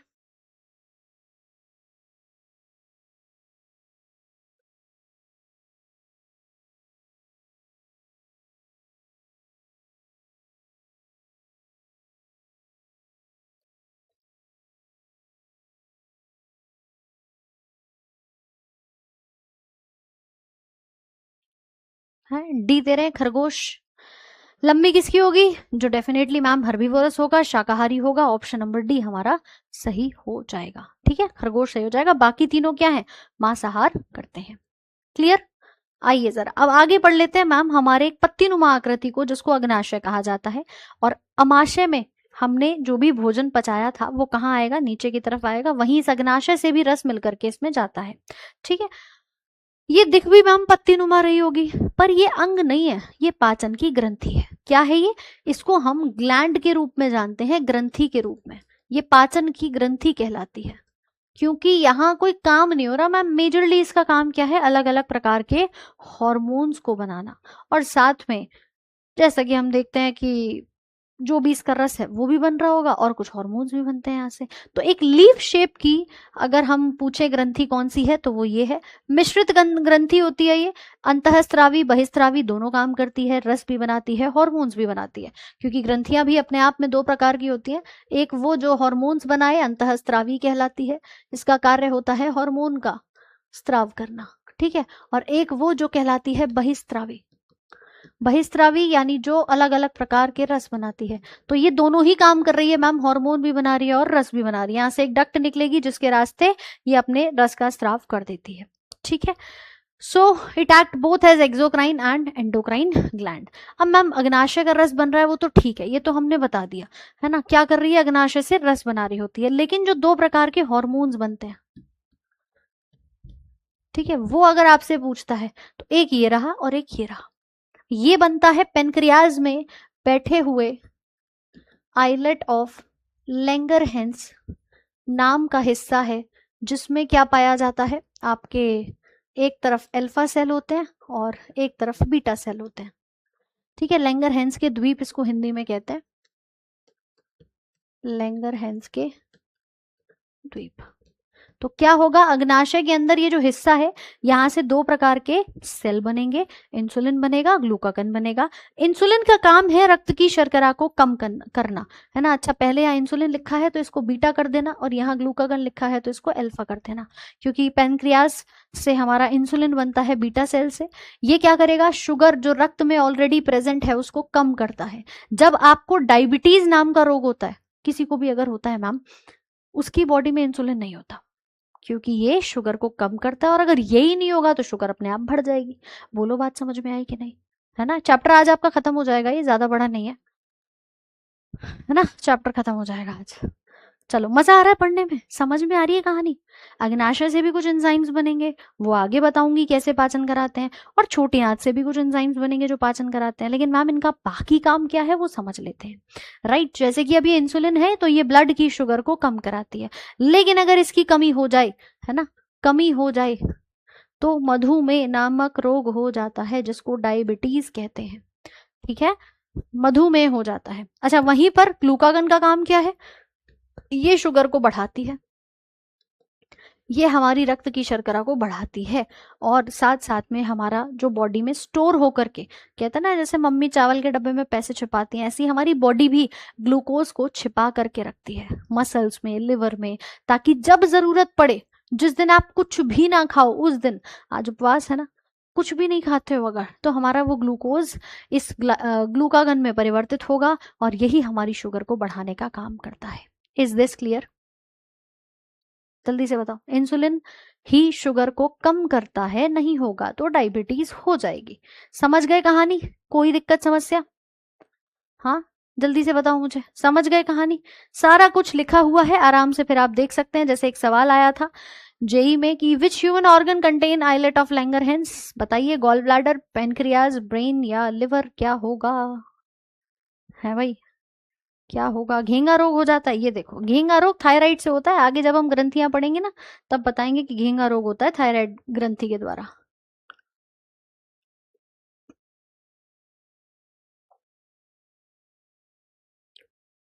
ठीक है दुष्यंत भाई, क्लियर? कुणाल पढ़ लो, पढ़ना ज्यादा जरूरी है। डायबिटीज कैसे ठीक करें? हार्मोन्स की बीमारियां ना मुश्किल से ठीक होती है, लेकिन हाँ, डाइट पे कंट्रोल, मीठे पे कंट्रोल, एक्सरसाइज बढ़ाओ, है ना, हेल्दी डाइट लो, तो मैम सब कुछ ठीक भी हो जाता है, नॉर्मल एटलीस्ट आपका बैलेंस रहता है ना। पेनक्रियाज के अंदर पाया जाता है आइलेट ऑफ लैंगरहैंस। कह रहा है कौन सा शरीर का अंग रक्त में शर्करा की मात्रा को नियंत्रित करता है? स्टमक, लिवर, गॉल ब्लैडर या पेनक्रियाज? जेई शिफ्ट 3 सीबीटी 1 का सवाल है, बताइए जल्दी जल्दी से। हम्म, कर दो फटाफट से।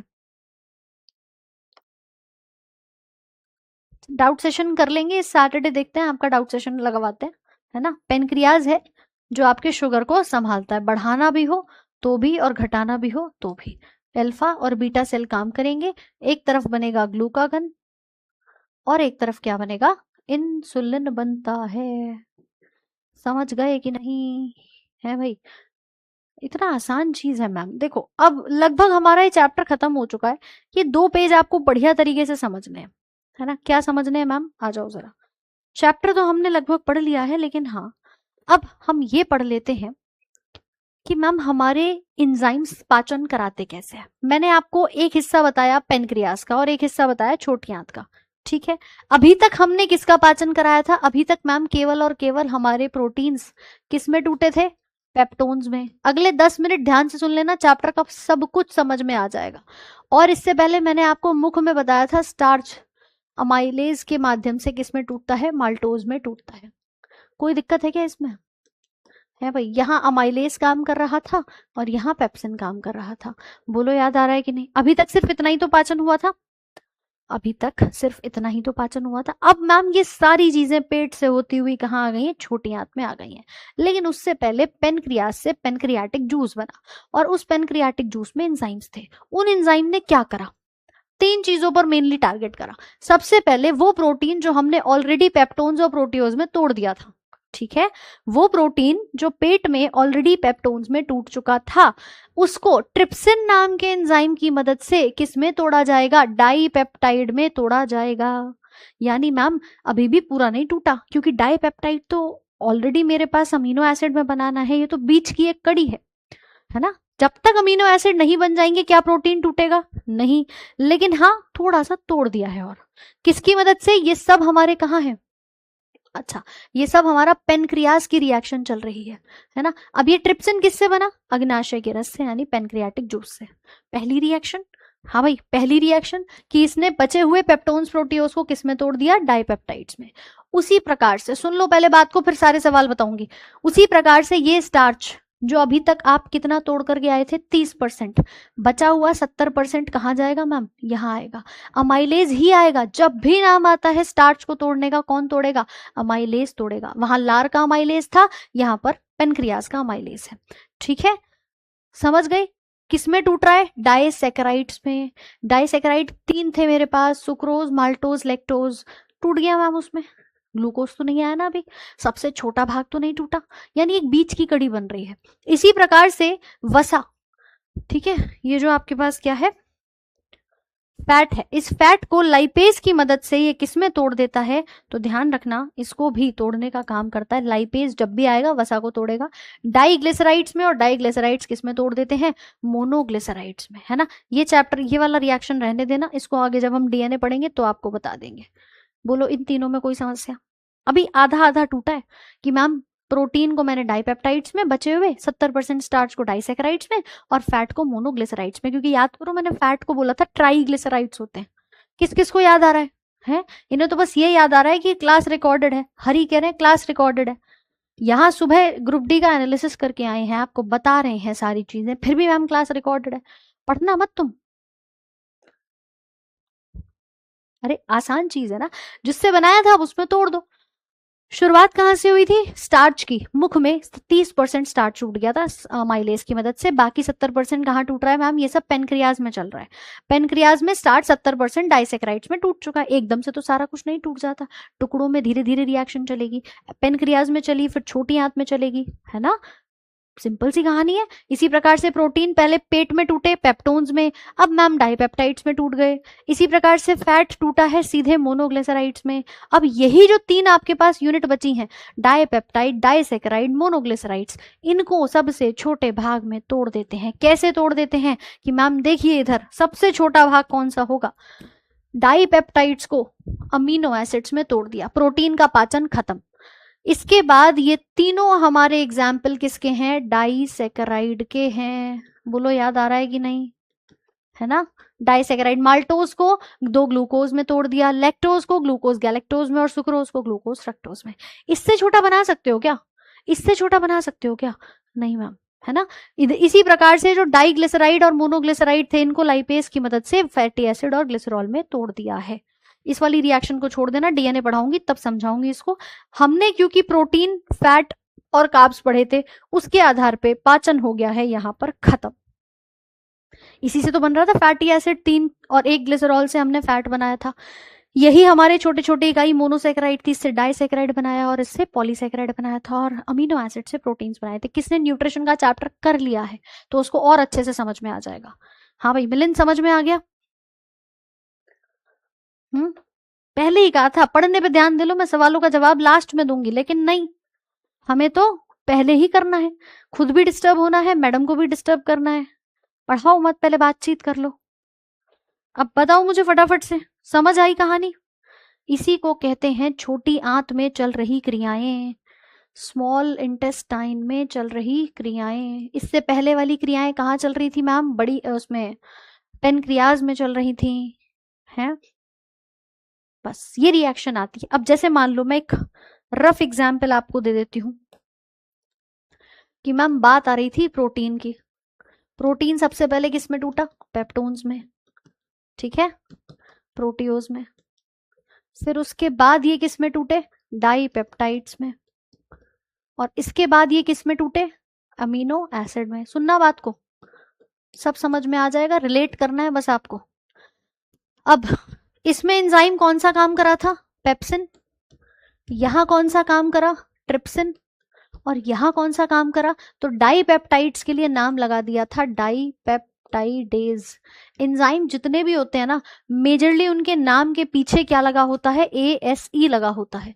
सभी एंजाइम्स के नाम के पीछे ASE लगा होता है। कुछ को छोड़ सकते हैं, जैसे पेप्सिन है, ट्रिप्सिन है, इनको छोड़ दो। इधर देखो कि मैम डाइपेप्टाइड्स किस में टूटा, डाइपेप्टाइडेजेस की मदद से अमीनो एसिड में। तो ये रहा एक एंजाइम, है ना, ये डाइपेप्टाइडेजेस एंजाइम है। माल्टोज को तोड़ने के लिए माल्टेज आ गया, लैक्टोज के लिए लैक्टेज आ गया, सुक्रोज के लिए सुक्रेज आ गया, फैट के लिए लाइपेज आ गया, स्टार्च के लिए अमाइलेज आ गया। सबके नाम के पीछे मेजरली क्या बनेगा, ASE लगा होगा। तो यहां पर भी मैंने वही किया। अब ये रिएक्शन कहां चल रही थी, स्टमक में। अमाशय में। ये रिएक्शन कहाँ हुई? पेनक्रियाज के एंजाइम से। और ये रिएक्शन कहाँ हुई? छोटी आंत में। बोलो समझ में आया? प्रोटीन का पाचन खत्म। हैं जी, प्रोटीन का पाचन खत्म। वाटर और मिनरल्स का बड़ी आंत में जाएगा। ठीक है, इसी को हमने आपको हर एक भाग के साथ बताया कि अमाशय में क्या होगा, पेनक्रियाज से क्या होगा और छोटी आंत से क्या होगा। फटाफट से एक थम्स अप का साइन भेज दो। क्लियर है कि नहीं? अमीनो एसिड तो सबसे छोटी खुद ही इकाई है, सीधे ब्लड में जाएगी, एब्जॉर्ब हो जाएगी, है ना। अमीनो एसिड्स हो गया, ग्लूकोज है, गैलेक्टोज है, सबसे छोटी इकाइयां हैं, सीधे ब्लड में जाएंगी, एब्जॉर्ब हो जाएंगी। Is this clear? फटाफट से बोलो। तो ये क्यूमुलेटिव हमने एक रिएक्शन प्रोटीन की बना ली। अगर मुझे फैट की बनानी पड़े तो क्या बनाऊंगी कि मैम फैट है, इसको हम ट्राइग्लिसराइड्स कहते हैं। लाइपेज आए और लाइपेज आकर के सबसे पहले इसको किस में तोड़ेंगे? डाइग्लिसराइड में या मोनोग्लिसराइड में। और उसके बाद ये किस में टूट जाते हैं? आपके फैटी एसिड और ग्लिसरॉल में। ठीक है। अब मैम क्योंकि वसा का पाचन हमारे पेट में तो नहीं हो रहा था, हो रहा था क्या किसी के पेट में? नहीं, पेट में तो खाली मैम प्रोटीन बच रहा था। तो ये अभिक्रिया, ये रिएक्शन कहाँ हो रही है? अग्नाशय के अंदर हो रही है। और इसी प्रकार से ये कहाँ हो रही है? छोटी आंत में हो रही है। इससे छोटा कुछ नहीं है, सीधे ब्लड में जाके एब्जॉर्ब हो जाएगा। समझ गए कहानी? यहाँ पे भी कौन सा एंजाइम काम करेगा? लाइपेज काम करेगा। लाइपेज तो जहां आ जाए फैट के लिए, अमाइलेज जहां आ जाए स्टार्च के लिए। ठीक है, कोई डायरेक्ट बताना हो तो वो डायरेक्ट वाला एग्जाम्पल आपका ये रहा, लैक्टेज, सुक्रेज, माल्टेज। समझ गया सब कुछ? क्यों भाई, क्रिस्टल क्लियर हुआ? कोई समस्या है? नादान परिंदों वाली हरकत मत करना। सब समझ में आ गया? जल्दी से बता दो मुझे। बढ़ जाए क्या आगे? हाँ भैया, बढ़ जाए आगे। तो मैम ये थी कहानी पाचन की, जिसमें हमारा पाचन छोटी आंत में आकर अब हो गया है खत्म। सवाल पूछेगा कौन सी ग्रंथि ट्रिप्सिन एंजाइम का स्त्राव करती है? टेक्नीशियन ग्रेड 3 का सवाल है, जल्दी से बताएं। हाँ जी, इससे आसान ट्रिक क्या होगी मैम? अभी जो न्यूट्रिशन में बनाया था वही तोड़ने आ गए। माल्टोज में याद कराया था डबल ग्लूकोज होता है एनर्जी ड्रिंक बताई थी। लैक्टोज दूध की शुगर है, ग्लूकोज एक गैलेक्टोज था। सुक्रोज की जीएफ याद कराई थी कि सुक्रोज में एक ग्लूकोज और एक फ्रक्टोज पाया जाता है। अब जो बनाया था उसी को तोड़ दो, है ना। प्रोटीन याद कराए थे, NHCO का बॉन्ड होता है, पूरी रिएक्शन बताई थी। बस थोड़ा सा आपको लिंक करते हुए चलना है ना। ट्रिप्सिन एंजाइम कहाँ से बनेगा? अग्नाशय से बनेगा। न लार में, न जठर में, ना ही लिवर में। ट्रिप्सिन प्रोटीन को पचाता है। प्रोटीन का पाचन आधा आधा होता है, आधा अमाशय में, आधा आपके अग्नाशय और छोटी आंत में, है ना। पार्शियल डाइजेशन इसका देखने को मिल जाता है। Last but not the least, जिसको हम लार्ज इंटेस्टाइन कहते हैं, हमारी बड़ी आंत कहते हैं, ये हिस्सा है मैम बड़ी आंत का। बीच में छोटी आंत थी, इस छोटी और बड़ी आंत को जोड़ने के लिए ये जो उंगली नुमा आकृति दिख रही है, इसी को हम क्या कहते हैं? वर्मी फॉर्म अपेंडिक्स कहते हैं। ठीक है, छोटी और बड़ी आंत को जोड़ती है, इसको क्रमी रूपी अवशेषिका कहा जाता है। आई बात समझ में? क्या होगा? बिना पचा हुआ जो भी भोजन है वो इसमें आएगा, इसकी दीवारों और उस पदार्थ से अधिक पानी को सोख लेते हैं और बाकी बचा हुआ हिस्सा मल बन के एनस से शरीर के बाहर निकल जाता है। पानी का, खनिज पदार्थों का अवशोषण भी बड़ी आंत कराती है और उसके बाद जो भी बचा हुआ मल है उसको बाहर निकाल देती है। यानी इसका काम क्या है? एब्जॉर्प्शन करना। इसका काम क्या है? इजेशन, यानी मैम बॉडी से वेस्ट को बाहर निकालना। क्या है ये? बड़ी आंत कही जाती है। ठीक है, इसके भी पूछे तो देखो, एक हिस्सा आता है जिसको हम सीकम कहते हैं, फिर ये पूरा हिस्सा यहाँ से यहाँ तक का कोलन कहलाता है, और लास्ट वाला ये रेक्टम कहलाता है। 3 हिस्से होते हैं इसके भी। ये आपका एनस के रास्ते बॉडी से बाहर निकल जाएगा, है ना। ये जो वर्मी फॉर्म अपेंडिक्स है, कोई खास काम नहीं है मैम, अवशेषी अंग है। पहले जैसे पूंछ हुआ करती थी, अब एक हड्डी रह गई, काम तो नहीं है ना कोई। ऐसे ही ये भी पहले अच्छे खासा आपके पाचन में मदद कराती थी, अब कुछ नहीं है मैम। अब इस वर्मी फॉर्म अपेंडिक्स का अपेंडिसाइटिस का इन्फेक्शन हो गया तो ऑपरेशन ही होता है बस। इसीलिए इसको हम कहते हैं वेस्टिजियल ऑर्गन, अवशेषी अंग कहा जाता है।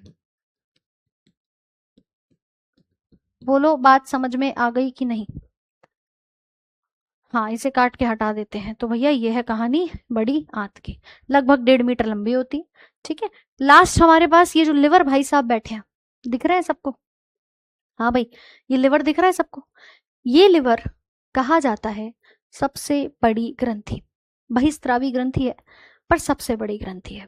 इससे पहले की कहानी अगर सबको क्लियर है तो एक थम्स अप का साइन भेज दो, क्योंकि मैम ये जो लिवर है ना, ये सबसे ज्यादा काम करता है और अब हम इसी को पढ़ने वाले हैं। इस चैप्टर का आखिरी टॉपिक है ना। लगभग हमने 5 चरण पूरे कर लिए हैं, इंजेशन, डाइजेशन, एब्जॉर्प्शन, एसिमिलेशन और लास्ट में इजेशन, है ना। आखिरी टॉपिक है, चिंता मत करो। Liver and pancreas are a part of alimentary canal, but ये ऑर्गन्स नहीं है, ग्रंथि है। ग्रंथि के तौर पे काम करते हैं, ठीक है। जैसे कि ये लिवर है, लार्जेस्ट ग्रंथि कहा जाएगा। देखने में मैम देखो 2 भागों में टूट रहा है, दिख रहा है, 2 हिस्से दिख रहे हैं इसके, एक ये वाला पार्ट दिख रहा होगा, एक ये वाला दिख रहा होगा, 2 पार्ट्स में डिवाइडेड होता है।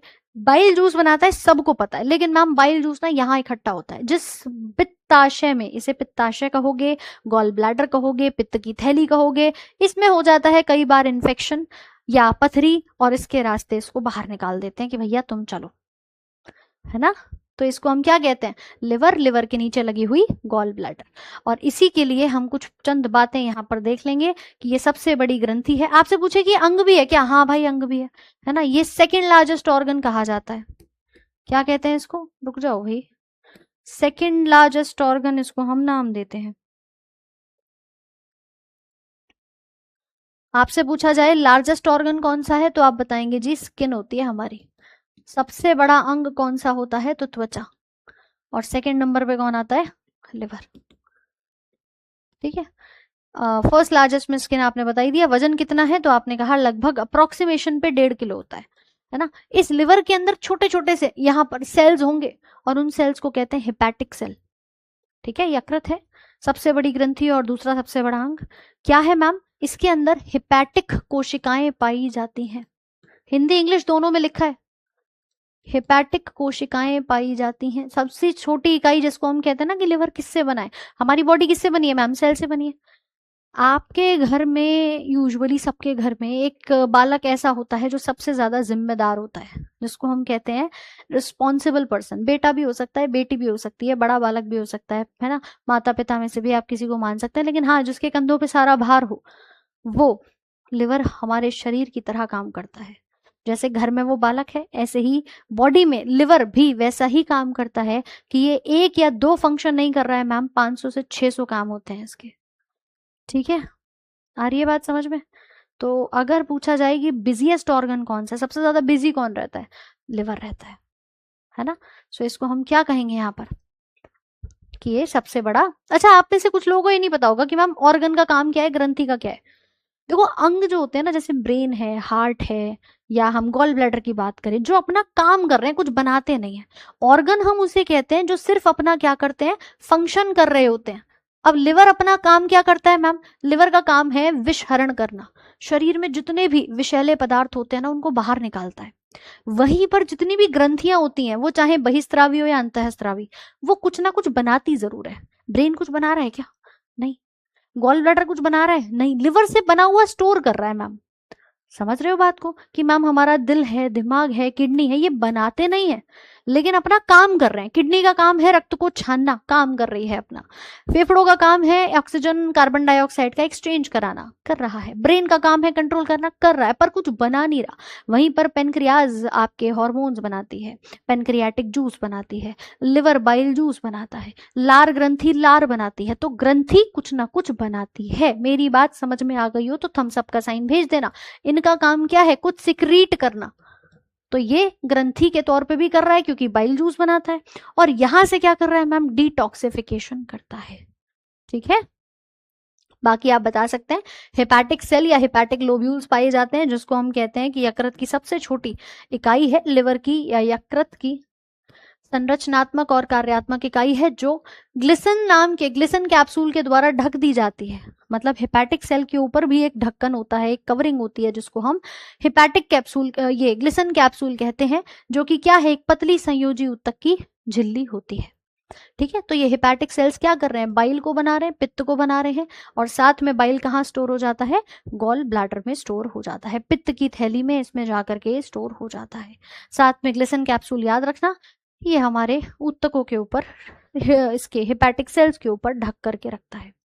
बोलो कोई दिक्कत?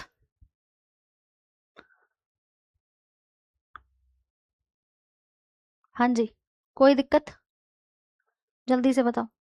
अब इसी आधार पे लिवर जब हेपेटिक सेल से मिलके बना है तो क्या मैं कह सकती हूँ कि लिवर के अध्ययन को हम क्या कहेंगे? क्यों भाई, लिवरलॉजी तो कहोगे नहीं कि मैम लिवर की स्टडी को क्या कहा जाता है? लिवर में है हेपेटिक सेल तो हेपेटोलॉजी कह दिया जाता है। हिंदी में क्या कहेंगे?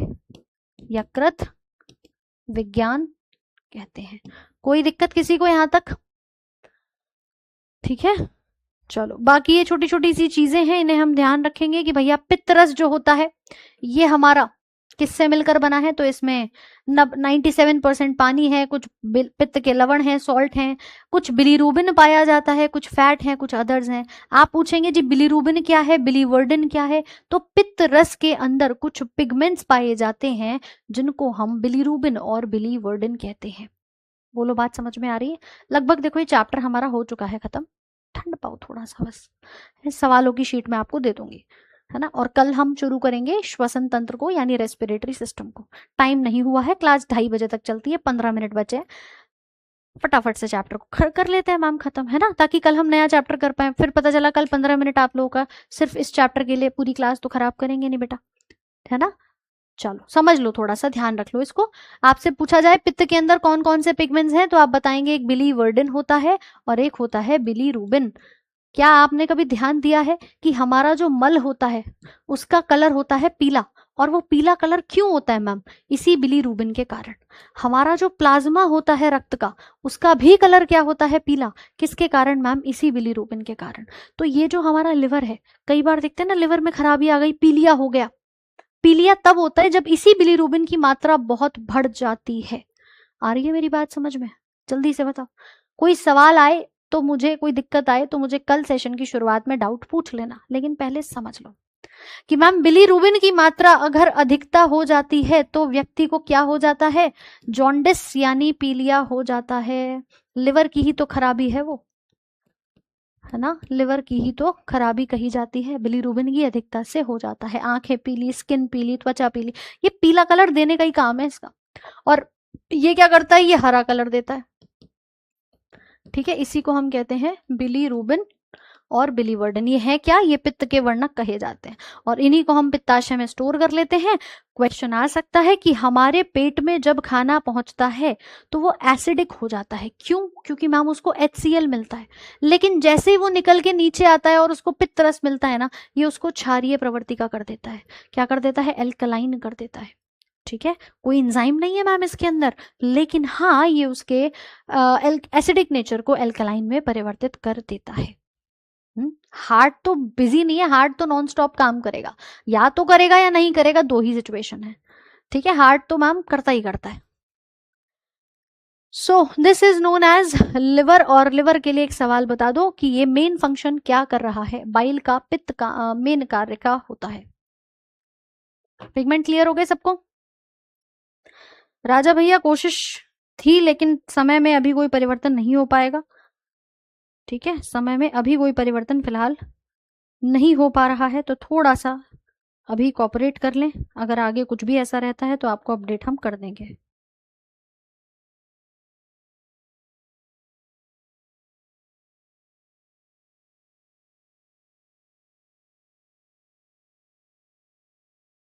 क्लियर? हाँ जी, ऑप्शन नंबर ए दे रहे हैं, कुछ सी दे रहे हैं। देखो लिवर का मेन काम क्या भी बताया था, फूड को अल्कलाइन करता है और हमारे लार्ज फैट ग्लोब्यूल्स को तोड़ने का काम करता है। ना तो ये लार से मिला रहा, ना प्रोटीन तोड़ रहा, और ना मैम। अच्छा अब देखो एक सवाल और है कि क्या ये ग्लूकोज को ग्लाइकोजन में परिवर्तित करेगा, है ना। इस ऑप्शन में भी बच्चे कंफ्यूज हो जाते हैं कि भैया ग्लूकोज को ये ग्लाइकोजन में परिवर्तित कर सकता है, लेकिन लिवर के अंदर मेनली हमारा स्टोरेज वाला जब मेन काम होता है ना, वो देखने को मिलता है लिवर के द्वारा। ये काम किसका है? ये काम लिवर का है। उसने क्वेश्चन में किसका पूछा है? बाइल जूस का पूछा है। क्वेश्चन किसके बारे में पूछ रहा है? Bile juice. तो बाइल जूस तो मैम यही करेगा ना, एल्कलाइन बनाएगा और फैट के ग्लोब्यूल्स को तोड़ेगा, है ना। तो जो ए के साथ कंफ्यूजन कर रहे हैं, ये काम लिवर का होता है। लिवर एज ऑर्गन भी काम करता है और ग्रंथि भी काम करती है। ठीक है जी, कोई दिक्कत, कोई समस्या, है ना। तो ये हमारे शरीर के अंदर कौन सी द्रव्य है, लार है, पाचक रस है, पित्त रस है, ये कहाँ से बनता है, क्या काम है इनकी, पीएच कैसी है, ये आप एक बार टेबल गो थ्रू कर लेंगे। सिंपल सी टेबल है और इसके बाद कुछ सवाल हैं जो आपके इस क्लास की पीडीएफ के साथ आपको मिल जाएंगे। चैप्टर समझ में आ गया तो मुझे जल्दी से बताओ एक बार। हाँ भाई, चैप्टर समझ में आ गया सभी को?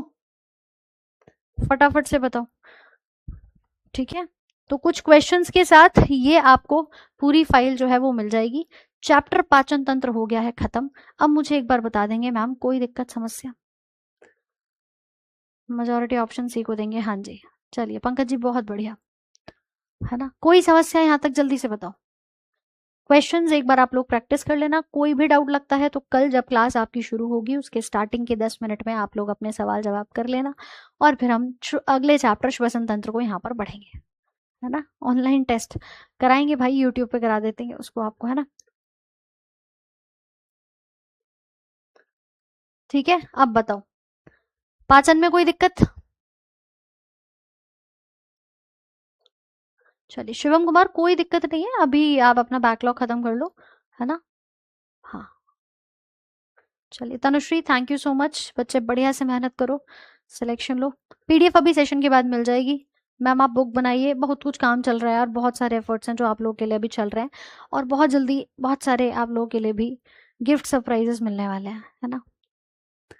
चलो, अच्छी डाइट बहुत जरूरी है। फैटी लिवर आजकल हर सेकंड पर्सन को देखने को मिल जाएगा, लेकिन वो रिवर्सिबल है। घी तेल और जितना रिफाइंड और जितना भी आप ऑयली बहुत ज्यादा मात्रा में खाते हो, अगर उसको आपने थोड़ा सा बैलेंस कर लिया तो भैया ये बहुत जल्दी आपका रिवर्स भी हो जाता है। सेकेंड डिग्री पे है, थर्ड डिग्री पे है ना, फर्स्ट ग्रेड फैटी लिवर है, सेकेंड ग्रेड है, तो डिपेंड करता है। ठीक है, चलो सारे बैकलॉग को खत्म करो, बाकी बढ़िया से पढ़ो। और संजीत भाई बहुत बढ़िया, कल क्लास होगी, कल क्यों नहीं होगी है, कल क्लास होगी, सेम टाइम सेम जगह, दोपहर के 1 बजे। मैं मिलूंगी आपसे कल शाम को 7 बजे, वो सेशन जिसमें हम रेलवे ग्रुप डी के सारे इंपॉर्टेंट सवालों को करेंगे। बाकी बढ़िया से पढ़ते रहो, मस्त रहो, हंसते रहो, है ना। Thank you so much, have a very nice day. चलिए।